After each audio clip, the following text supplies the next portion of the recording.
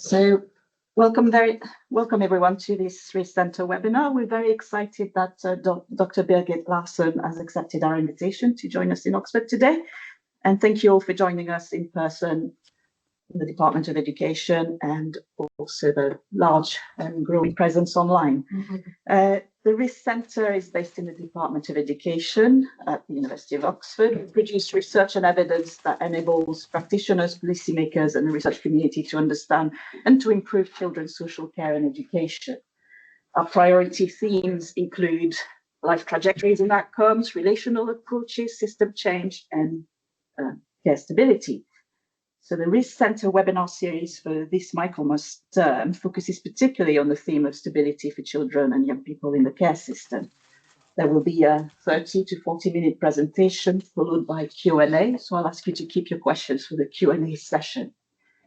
Birgit is an associate professor in social work and sociology at the Centre for Research on Children.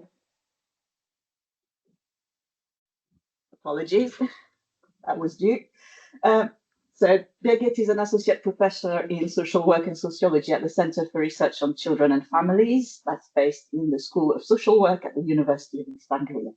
She studied at Harvard University, the University of Edinburgh, and the University of East Anglia, and has a background in literature.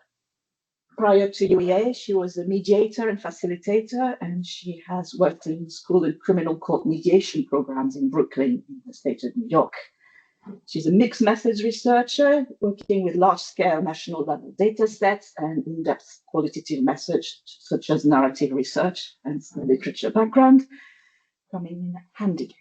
She joined the Department of Social Work at UEA quite a while back, 2009? Yeah. And that initial work was focusing on policy uses of restorative justice for young female offenders in the UK. More broadly, our research now focuses on vulnerable young people and emerging adults involved in the care, education, and/or criminal justice systems, and the impact on policy, practice, and outcomes of that research. His expertise in researching the characteristics and outcomes of children whom professionals and systems find challenging, and that includes children with trauma and maltreatment and care histories, and adolescents and young adults with experience as victims or neurodevelopmental difficulties. And without further ado from me, here is Birgit. Hi, thank you so much for that really warm welcome. So as Ludivine said, my name is Birgit Larsson. I work at UEA, and I'm here to talk to you about adolescents in care, needs, pathways, and engagement in multiple and interacting systems. So this presentation is going to cover some of my work to date on adolescents in care or at the edge of care.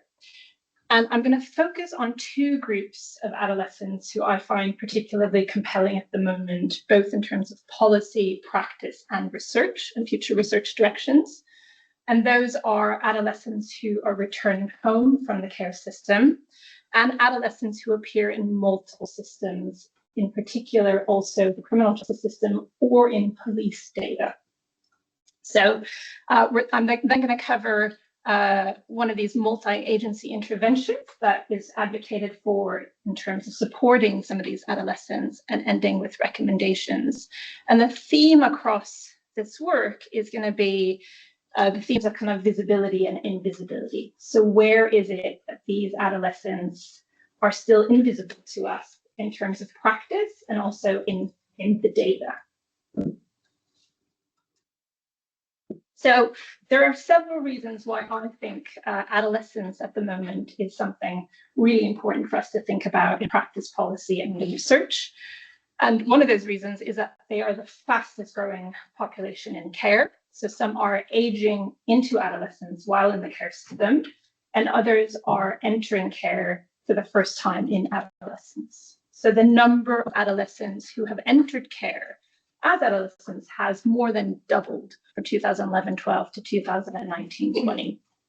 And currently, 65% of children in care are over the age of 10, and of those, 27% are over the age of 16. So really huge proportions. There are challenges within the care system of finding appropriate placements for these adolescents. And these adolescents are encountering instability in placement and instability in professional relationships. There's also concerns from local authorities about the increasing costs about meeting these adolescents' often complex needs.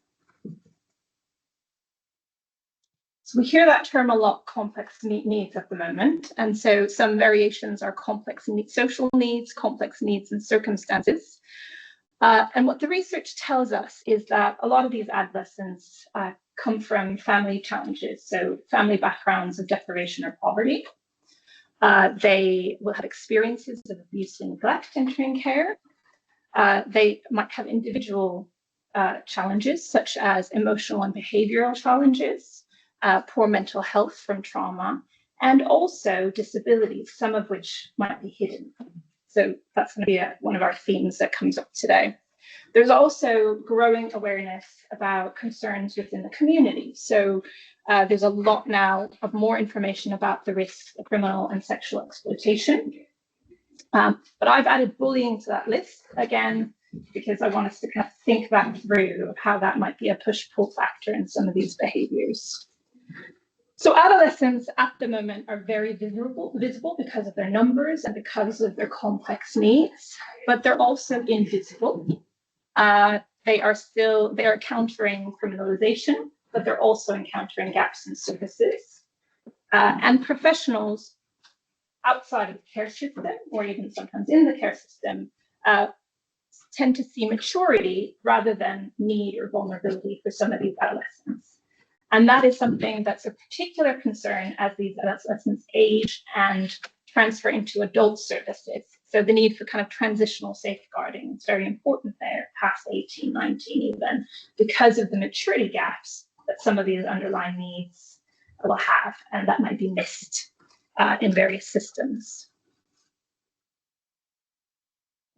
So the recommendations that are emerging from reviews are that, given this background and given the increasing numbers in care, that there might be the need for more work with families in order to keep children at home, keep adolescents at home, and prevent them from entering the care in the first place. Again, in the context of understanding these kind of multi-needs across systems, there's a lot of push for multi-agency and relational approaches, where there are wraparound services and opportunities for these adolescents to have a more stable professional relationship. And there's also a push for increased professional awareness of trauma of professionals working with adolescents outside of the care system. So adolescents have all these range of complexities due to their age and developmental stage, family background, community and peer context, and the issues within systems. But the hopeful message is that adolescence is also considered a really good time for intervention. Some describe it as a second window of opportunity because of the developmental stage and the kind of cognitive flexibility and development. So I want us to keep that in mind. So the aim for adolescents in care is to achieve permanence as any other child in care. And so permanence is defined as a secure, stable, and loving family to support them through childhood and beyond, and to give them a sense of security, continuity, commitment, identity, and belonging. So in England, achieving permanence can happen through returns to birth family, through friends and family care, through adoption, non-friends and family care supported by a legal order, or long-term foster care. So we know from research that access to permanency pathways differ by children's characteristics, including age. So in our long-term foster care study, which concluded in 2021, we analyzed 903 data nationally from 2014-15 to 2017-18 and compared children's characteristics by permanency pathway. So we looked at long-term foster care, we looked at adoption and special guardianship, and we looked at reunification.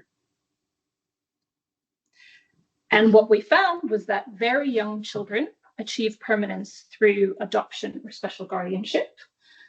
Children entering middle childhood through long-term foster care and children who are adolescents through reunification. Oh, I have moved. So in our sample, 50% of children who returned home were between the ages of 11 and 17. And for the oldest children, aged 16 to 17, reunification was the most common route to permanence. So that means that reunification is sometimes the main or only available permanency pathway for adolescents, which is why, again, a plug for the importance of this. So there are some concerns around reunification, and one of those in the literature is that reunifications can be unstable. So children can go home and then new concerns arise and they'll have to come back into the care system. So depending on the follow-up time in research studies, reunification instability ranges from 15% to 65%. So the longer follow-up time in research tends to have kind of higher rates of instability. And again, age is an important factor here. So what we know is that reunification instability is more common for children who enter care in adolescence, so the 12 to 16-year-olds. Reunification instability is also more likely when children return home at adult age, so 10 to 15. And this kind of instability has profound impacts on children's identity, their relationships, their outcomes, and their experiences in the care system as well as other systems. And of particular concern are the young people who experience multiple returns homes. So Neil and colleagues analyzed children's pathways through reunification in one local authority, and they found that 35% of children who had unstable returns then returned back to the same family. So again, they might be experiencing multiple returns home.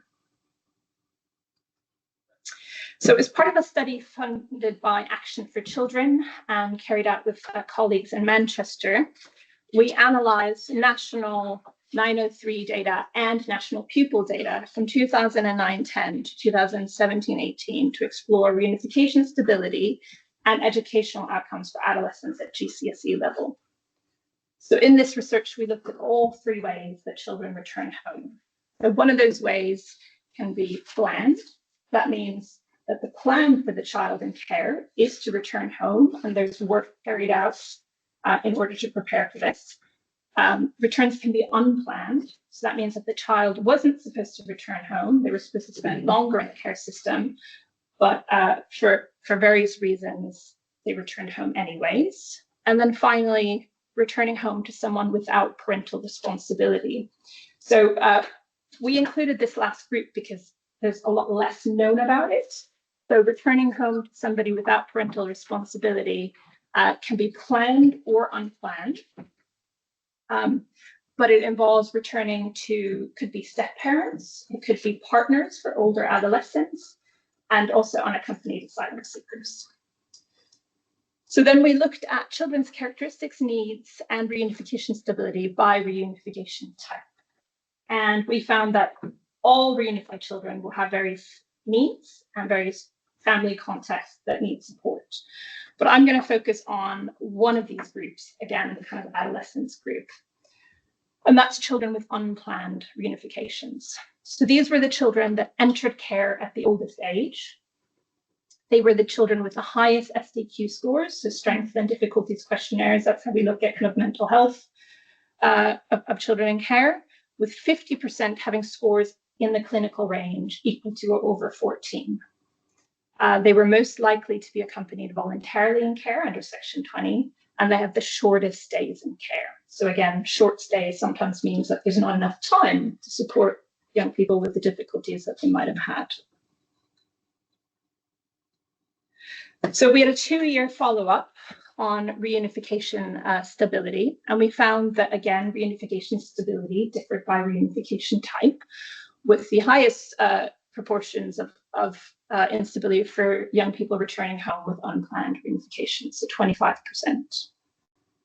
The regression analysis showed that children with unplanned reunifications and children accommodated voluntarily under Section 20 were more likely to have unstable reunifications.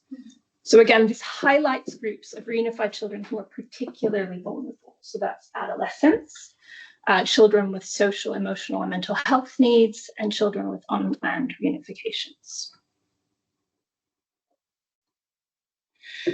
So we then linked this 903 data with NPD data, which again gave us a lot more information about the needs of these reunified children.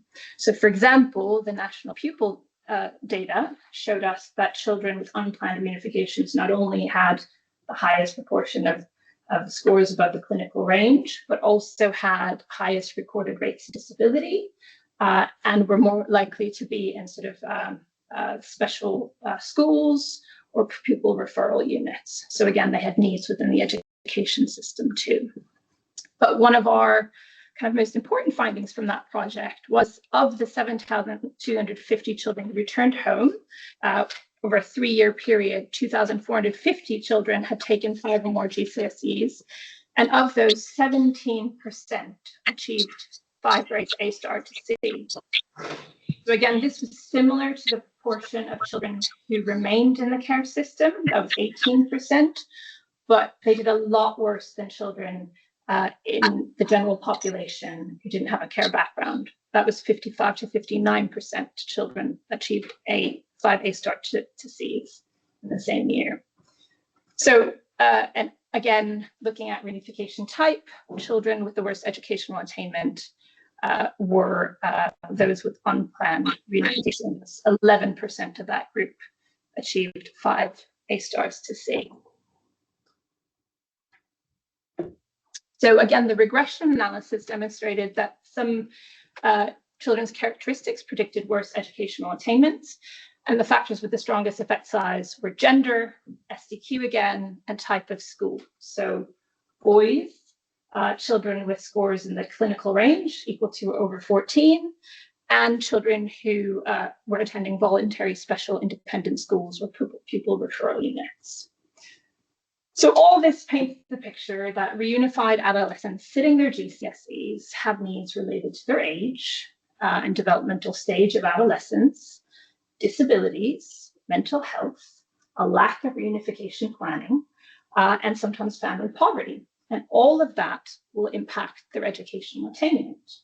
So the message for practice here is that reunified adolescents really need urgently focus on their educational plan as part of reunification planning or as part of reunification support. And the message for policy here is that because a lot of these reunified children return home without a social worker, they might not automatically be identified as former looked after children. So that means they won't be eligible for the same kind of educational support that young people who are still in care get, or who leave care through adoption or special guardianship. So there's a real kind of gap here in policy that could support these young people. So the second group that I want to highlight of adolescents as being very kind of important for us to keep in mind are those that appear in multiple systems. And again, in police data or criminal justice data and systems. So the next few slides are based on our national study of children in care at risk of who were offending. So we carried out 100 interviews with young people who were from a care background and had convictions, young people from a care background without convictions, and young people who had convictions but no care background. And so we found that the children who and the adolescents who were from a care background had a range of internalizing and externalizing behaviors. And as you can see here from the list, some are health related, some are related to kind of community risks, exploitation. And what we found is that regardless of whether or not these children had convictions, a lot of them at some point displayed internalizing or externalizing behavior, and often both at the same time. So they had real kind of high vulnerabilities related to their mental health and within various systems, regardless of whether or not they had convictions. And of course, as they became adolescents, sometimes these behaviors were then picked up more frequently by systems outside of the care. So there was a proportion that had these formal convictions and went through the criminal justice system. But what we also found that the young people who had these behaviors were actually receiving consequences in other systems, even if they weren't receiving consequences in the criminal justice system.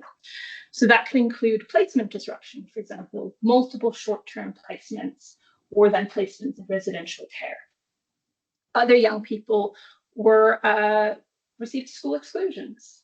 And then there were those who were arrested or found to be suspects, but not necessarily convicted. So actually, what we saw from these interviews and the care and asset files was that a lot of these young people experienced great identity impacts because of these consequences, regardless of not whether they were a criminal justice system. And for a smaller proportion of these young people, they were receiving consequences of all these systems, right? So that means that they were having placement disruptions on a regular basis.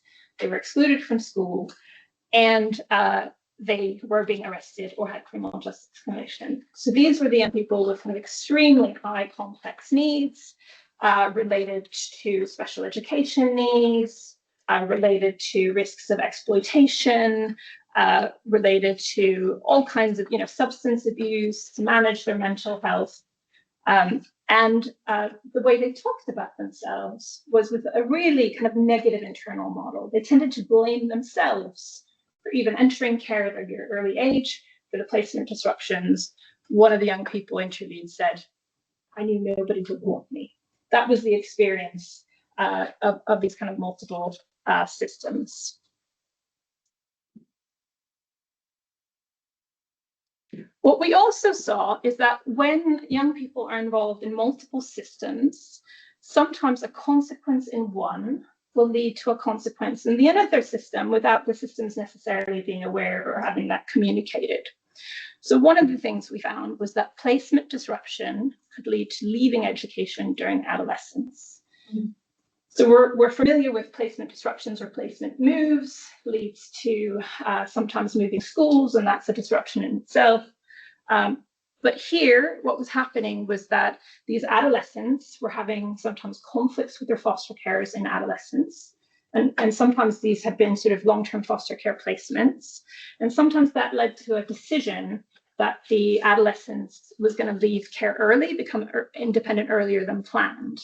And this then led to a loss of both personal support as well as practical support. So one woman, for example, said, "I dropped out, didn't finish the course because of everything, moving about. I got behind on all my coursework." So this was a young person who had been in a long-term foster placement, but had conflicts about her boyfriend with her foster carer who didn't approve.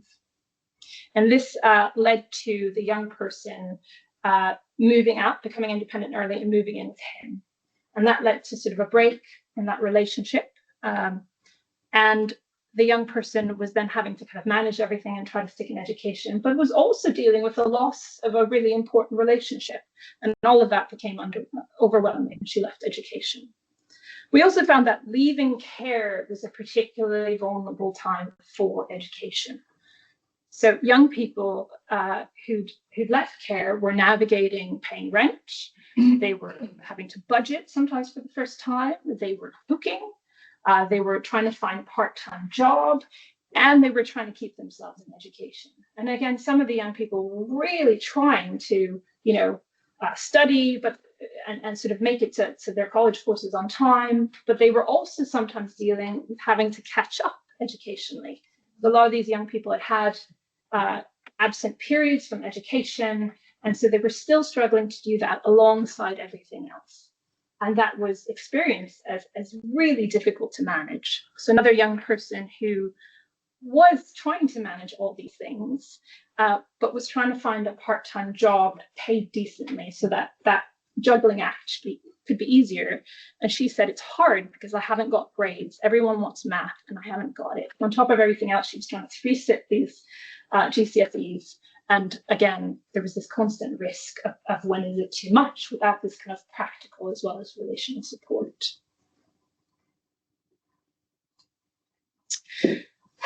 So we also saw that school exclusion could lead to placement disruption, again, during adolescence. So this is an example of one of those young people with really complex needs across kind of multiple systems, including the criminal justice system. So she'd entered care at the age of 2 after experiencing physical and sexual abuse, and she was placed in long-term foster care with her younger birth sibling, where she remained until the age of 12. So in early adolescence, her care files describe that she started having challenges within school. The care files described fighting with peers, and that led to a school exclusion.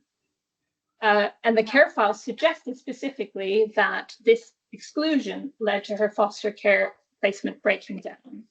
Her younger birth sibling remained in that placement, but she moved on to several short-term foster placements and then entered residential care at the age of 13. There, the same kind of pattern of behavior of fighting with peers continued, and that led to her first arrest, criminal conviction, and then it was the same negative spiral of moving in and out of secure accommodations, fighting with peers, getting arrested back and forth. So again, this is an example of how kind of system consequences can spiral, but I also want to kind of bring up that these challenges started being picked up in the education system, which again is really interesting, because one of the things I want us to think collectively about is how do we start identifying and working with these young people with very complex needs at an earlier stage?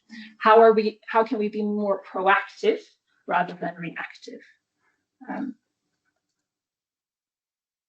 But positive things could also happen in adolescence. We saw good instances of that too, especially where placement stability and supportive professional relationships, where professionals chose young people, stuck with them, saw something positive in them, believed in them, and that could have a real positive impact on their identity, changes in behavior, and also their educational experiences and outcomes.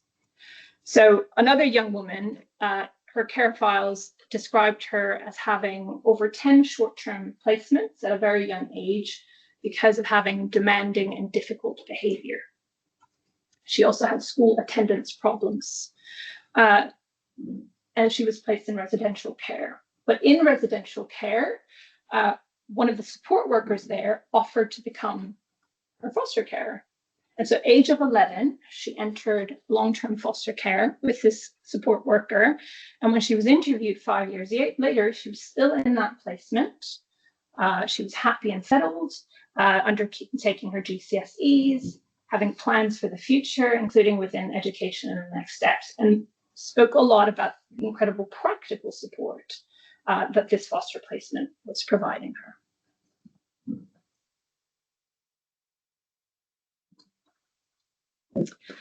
So that brings us to these kind of multi-agency adolescent interventions that these reviews are advocating for. How do they work? What is it that they might be able to do for adolescents that show some of these complex needs or multiple needs? So the kind of typical multi-agency interventions that we've heard about are the no wrong door model in North Yorkshire and Middlesbrough. Basically what they are is they're kind of wrap-around services for adolescents in care or at the edge of care. And they operate out of a kind of hub where there should be a professional or multiple professionals from children's services, education, police, and health, all accessible to other professionals as well as to young people, depending on their unique needs. So young people who live in the community can be accessed through sort of outreach workers from these hubs going to see them and their families and providing support. Or typically these hubs also offer the option of kind of medium or short-term residential placements. And there's some really kind of positive evidence from early reviews of what these multi-agency interventions or models can do for adolescents. And they include things like reduced arrests, fewer placement in care, and cost savings to various systems. So these early reviews are also quite careful to note that one of the things that's important is kind of having fidelity to the model of having all these professionals actually in post and carrying out the work. So we did an evaluation of Norfolk's New Roads model, which operated very similarly and was based on the No Wrong Door model. So we had a mixed methods evaluation, and the purpose of our evaluation was to see the impact that this model was having on the police.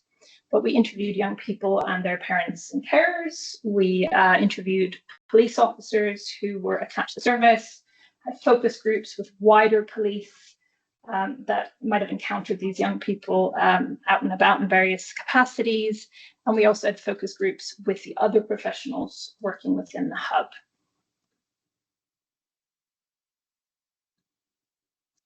And one of the things we were really interested in was what could the administrative data that we had access to. So we had permission to analyze linked data of all these young people who in the first 18 months had accessed the service.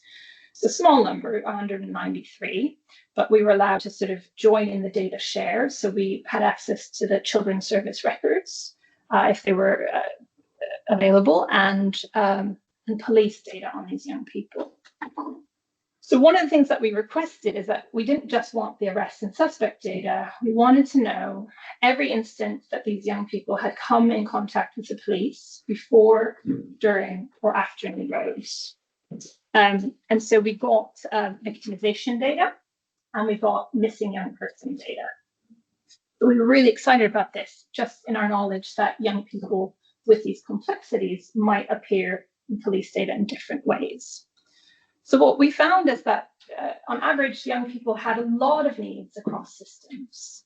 75% of them were at the edge of care or edging to care, so a smaller group were already in care. 28% of these young people were either in alternative provision or not in education, employment, or training. And of that criminal justice data, 82% had appeared in police data as victims at some point. So the average 4.58 times. 79% had appeared as suspects, on average 11.77 times. And 71% had appeared as missing young people, on an average over 8 times.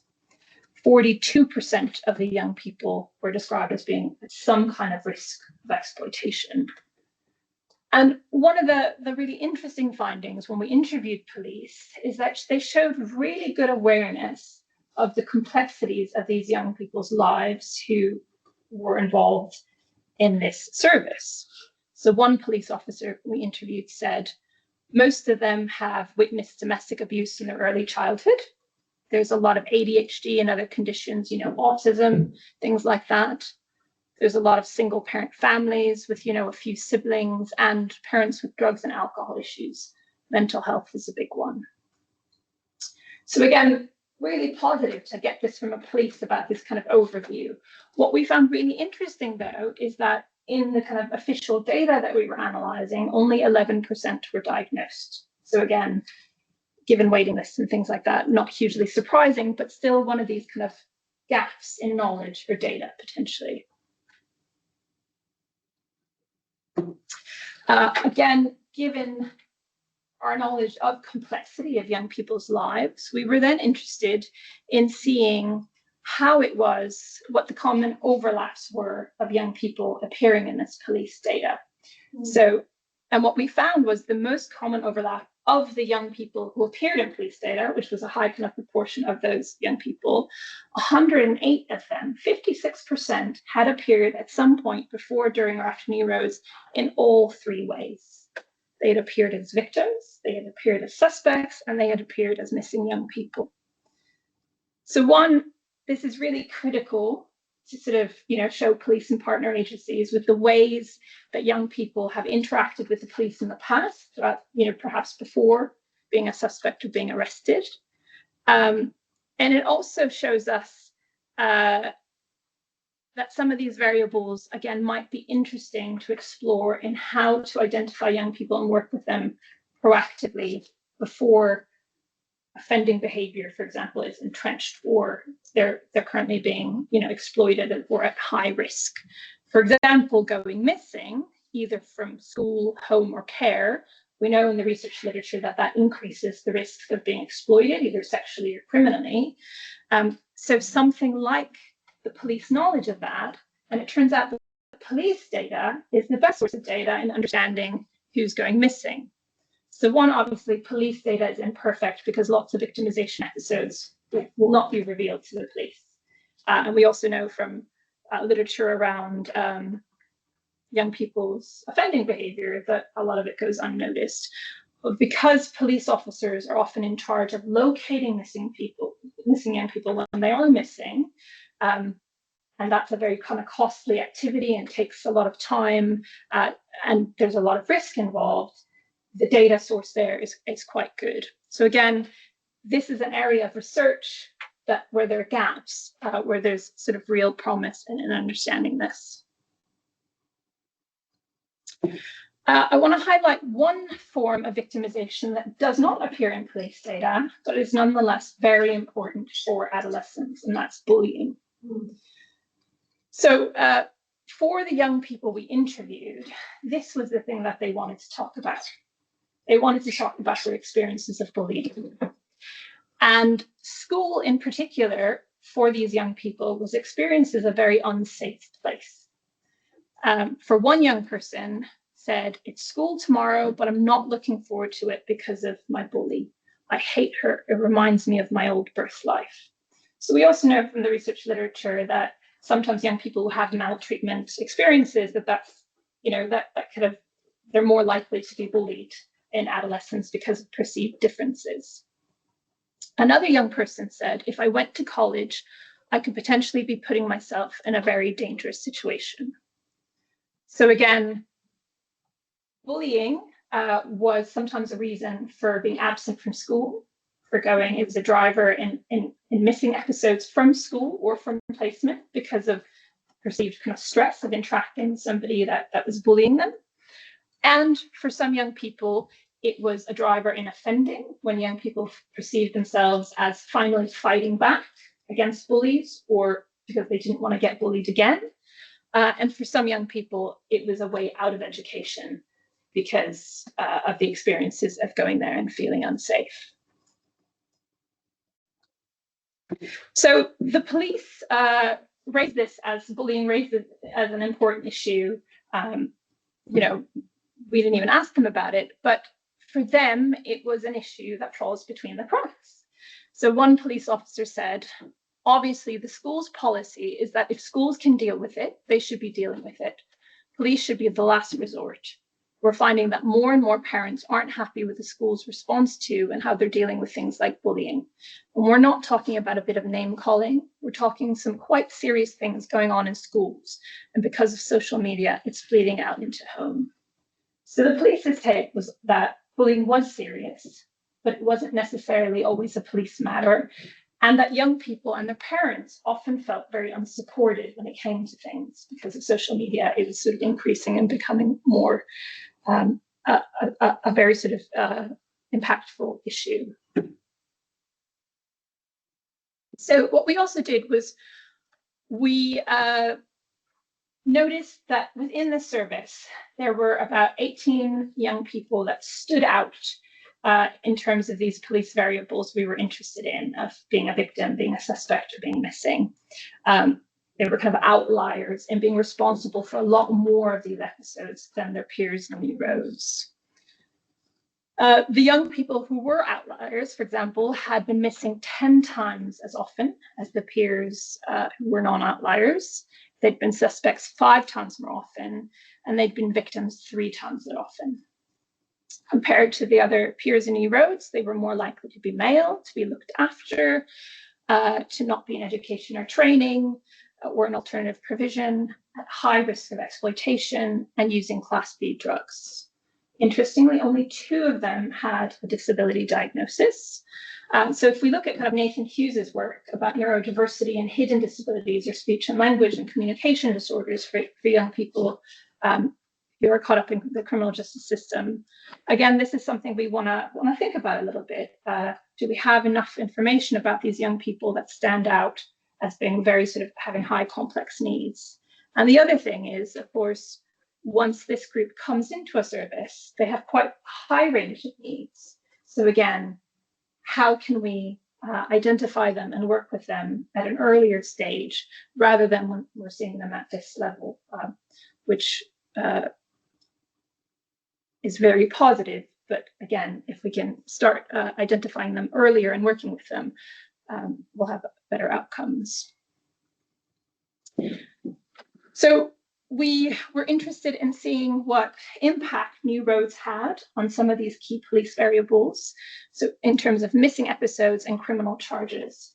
And we found that young people who participated in new roads had reductions in charges and missing episodes every month on average that they spent here. So like the other kind of evaluations, some really positive outcomes. And we found that in part, this seemed to be due to the professional relationships of people in these services. So the police in particular were really relying on colleagues from children's services and from health. And what they were doing is that they were collecting intelligence and information on these young people, including specific needs that these 193 young people had.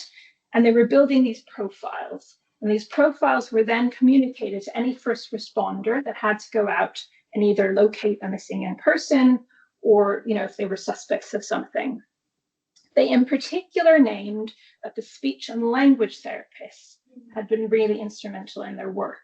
So one police officer in a focus group said, with another young man, everyone thought he was quite capable. He was quite understanding of communication. And actually, when speech and language therapists pointed certain things out and showed us a different way to do things with him, there was a huge difference. We were all fluffy and trying to make it all, and actually, no, he needed straight, dead answers, no fluffiness at all. And it made a massive difference to his behaviors and how he was reacting. So again, this is kind of a hopeful message because this is quite manageable for the services, and it led to some really positive outcomes. So again, there is this kind of emerging evidence base that these multi-agency interventions really might make a good difference for young people. But again, it is relying on having all people in posts. And one of the interesting things is that the speech and language therapists were some of those professionals that had remained there from the beginning and were kind of constant employees, whereas some of the other professionals were missing time to time. And we also saw that some of the kind of educational experiences outcomes for some of these young people were still of concern. So again, another push, so really thinking through education and sort of underlying child difficulty and how that might show up in needs around education, and also the impact of things like bullying as a driver out of education. And then of course, the kind of outlier group that will exist within these services of how to tailor interventions for them when their concerns are at a higher level. So that brings us to recommendations. So like some of these reviews, it seems really important to have increased communication and co-working between systems involved in adolescents' lives, but in particular, care, education, and health. Partner agencies, schools, and the police would benefit from increased awareness around trauma, but also neurodiversity, and increasingly the overlap between the two, being both disability and trauma friendly at the same time, will benefit everyone. Schools and the police might have a role in supporting some of this preventative work with adolescents, so that's worth exploring when things like bullying or victimization is happening, when young people are going missing.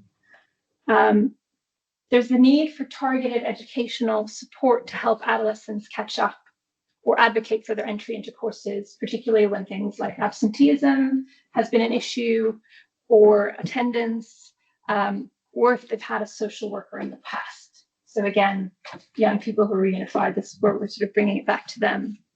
We need to have more awareness that formal consequences in systems may have identity impacts on young people.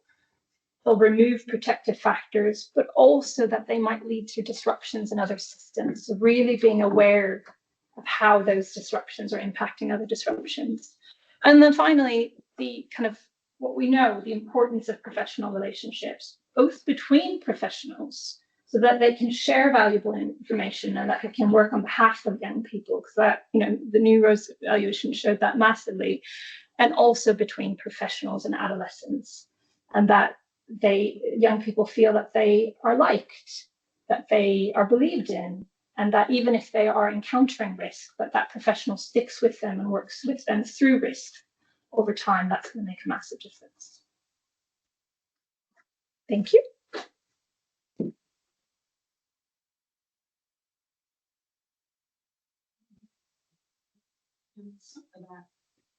Whether you'd be happy for us to share the slides after the event. Yes, that's fine. Thank you very much. Well, that sorts of questions. The chat has been quite active talking about fetal alcohol syndrome. So the initial poster has had to leave the meeting now, but our initial question was about, so when you were talking about characteristics and educational outcomes of the children, was this factoring in the FASD that so often affects care experienced children and adolescents? Good educational outcomes could reflect relatively spared IQ levels, but then there still are other major challenges such as emotion dysregulation, executive functioning difficulties, etc. And these behaviors for the vast majority could be due to FASD, with research showing approximately three-quarters of the care experienced children and young people are likely to have it. Yeah. So really important issue. I think they're assuming this is from the reunification work. So it's quite hard to get that much information on disability. So I found, for example, that information in the CIN is better than the 903 data on disability.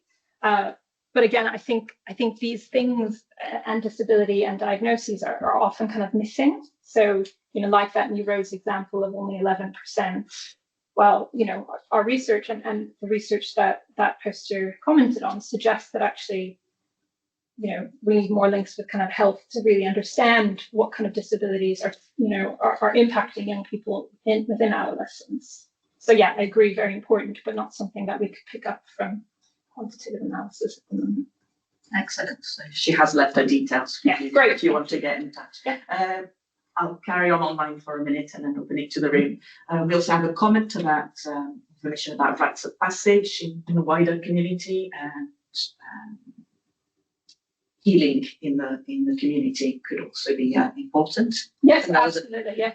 I believe that was a comment rather than a question. Yeah. If that's wrong, just wave at me in the chat or put your hand up.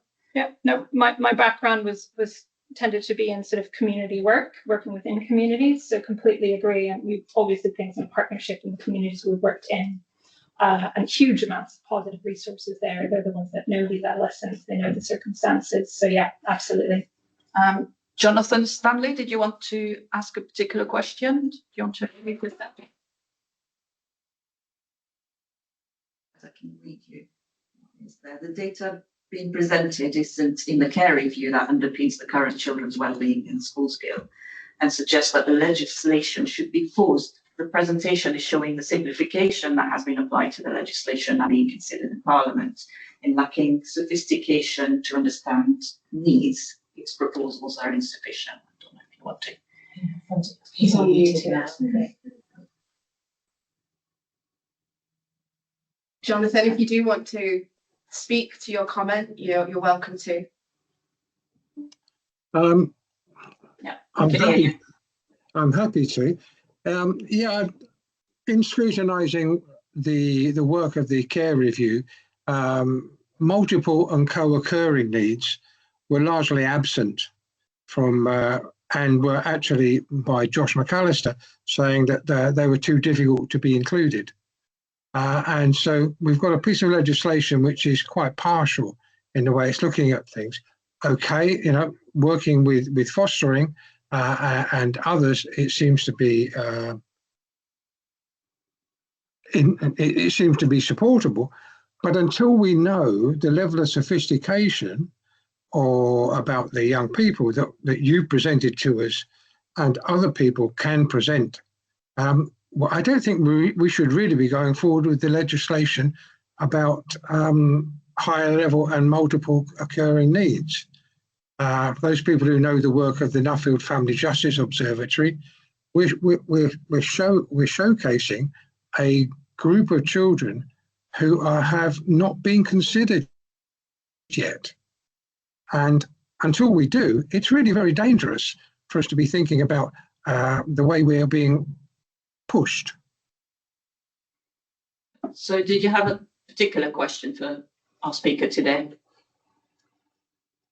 I think there will be a good case for a symposium looking at multiple and co-occurring higher level needs, at which this will make a very good aspect, because there have been very little until this, for example, and great to talk about adolescence again too, because we talked about adolescence 20, 25, 30 years ago, and it's dropped off.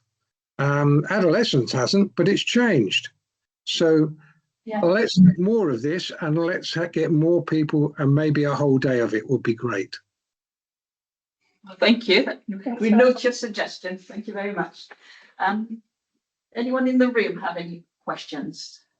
Teresa, jumping in. Of course, as always, thanks, Berg. It was a really great overview of quite, you touched on a number of topics that I could ask you about, but I wanted to come back to relationships, which you'll have picked up is another of the themes alongside stability, and we're interested in the relationship between stability and professional relationships, as you say, between professionals, but also between professionals and the young people that they're working with. And I wondered, from the models, because I don't know them as well as you do from having done some of the evaluations, what are the challenges in getting professionals from different backgrounds to work consistently in a relational way with young people? Is that sort of something that's very unique to the models that you've evaluated, or I'm just kind of interested in how whether they're trained together or I think the services kind of were, so the one in Norfolk they were trained by the no wrong door model, and then they sort of offered, I think, internal training. I mean, one of the things we were interested in was, for example, how many of these young people were the police actually working with, which was actually about a third. And one of our recommendations was, well, actually, these young people are being bullied or going missing, so actually, work with more of them. And the difference in the Norfolk model was that they were police employees; they didn't have the power of arrest, and that was purposely done so that they could. The whole remit was to form relationships with young people in positive ways, and that actually had a really interesting difference, because the young people didn't change their view on the police, but they could name one police officer that wasn't that bad, and actually they could meet up with, and that that police employee could then go out to outreach and do work within the community and find out more and work with social services, and so it was almost like this mediator between children's services and the police, in a really kind of positive way. So I think when the remit is, your job here is to form relationships with young people, or and speech and language therapists had kind of profiles on young people. And again, we were playing around with how do we know a lot of these young people might have in a way that's respectful of that. And so we talked with the speech and language therapists before, and it's the kind of typical stuff of doing things with them or over food. So we ended up with this kind of screening of how to make you more comfortable in the interview. Do you want food? Do you want stop and go? Do you like a break? Do you want to pick the location? Of just understanding rather than going kind of official lists. So a lot of these professionals were actively working in that kind of way. They were talking to people over pool. They were going meeting them in outreach. They were kind of getting to know them and their families over time. So that relational aspect was really important. Posts had absences for a long time, or somebody chose to leave the post and they had trouble recruiting. So again, it's that fidelity to the model. Can you actually get somebody in, and can they stay there for a long time? Otherwise, it's kind of new professional relationships and new relationships with adolescents. Yes, so offering a lot of promise, but I think and this was within the first 18 months of a service, honestly.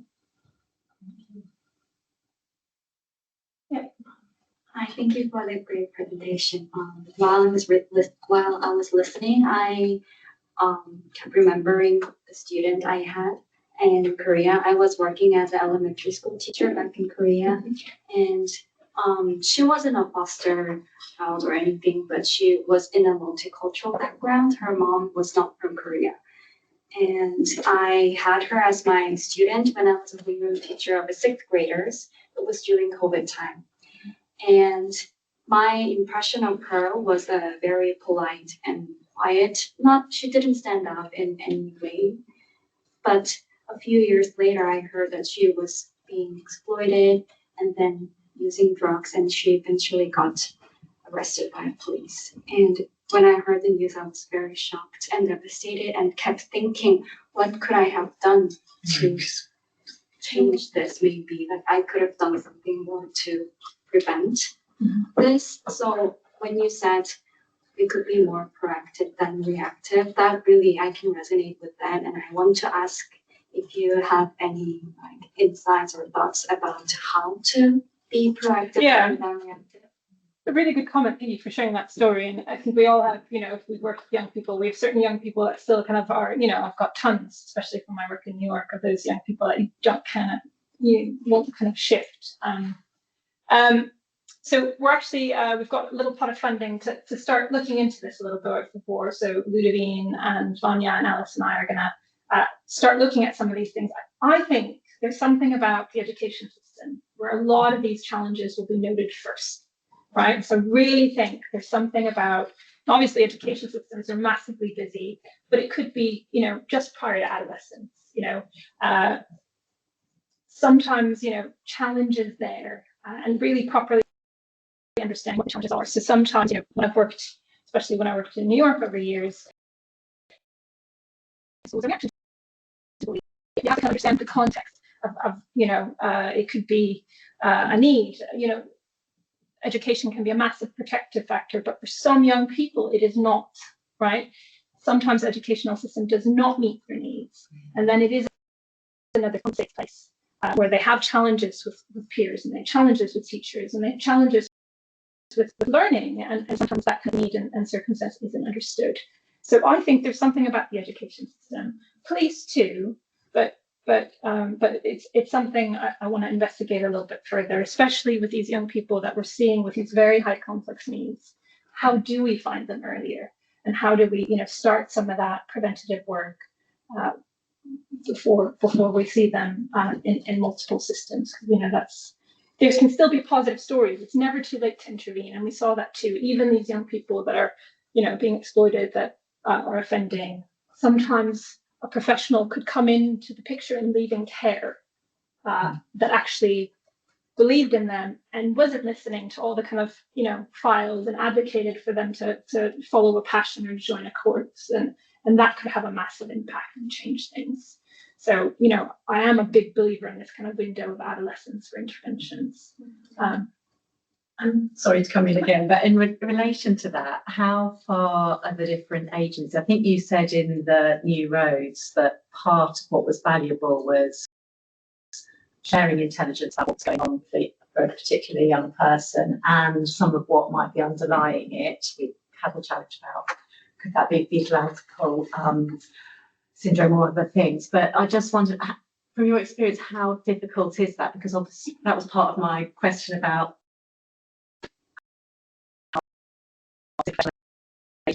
like each other in a relational way, and are they starting from the same hymn sheet on what underlying need is? Because other work we've done as a centre suggests not, but I just wondered whether you had any comments on, Yeah, I mean, I think everybody comes with their kind of own lens of looking at things. Yeah. And so it is, but there was something about working out of the same hub where people were becoming colleagues. Yeah.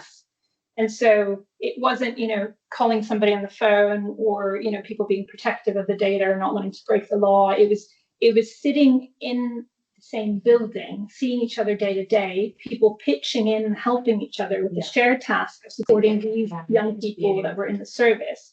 And so they became colleagues, and there were agreements in place where they were allowed to share data. They were allowed to call somebody on the phone. They had a named person. So it wasn't, this person from the police. Over time, that becomes And specifically, did you say education was part of the? We're part of it. Yeah. So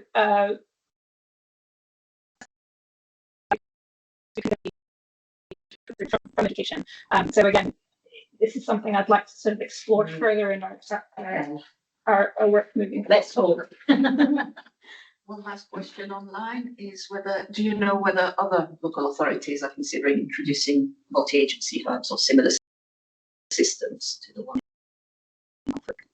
I don't know, but that's again part of this project we're moving forward, but we're going to find out because there's lots of evidence, good local authority practices that pick up. So the question is how long do these systems last? How long does funding last? And they're all relying on lots of funding. And so part of us doing this evaluation was to provide some evidence base that the initial investment is worth it. So. And now I'll use chair privilege to ask you one last question and pull it back to the seminar series around care stability. So if there was just one thing that future research, qualitative or quantitative, could tell us that we don't already know about stability for children in care, what do you think that would be? What would be the most important thing? Well, one of the things that I'm pursuing from this, other than the missing project, is more about, how do we make these reunifications more positive? How do we actually invest in appropriate family and adolescent support to give them a higher chance? So there's lots of need of good research there, and I'm already working with some colleagues on sort of initial ideas. But I think that's something we really actively need to be pulling together with various strands to think through. This is very exciting. Thank you very much.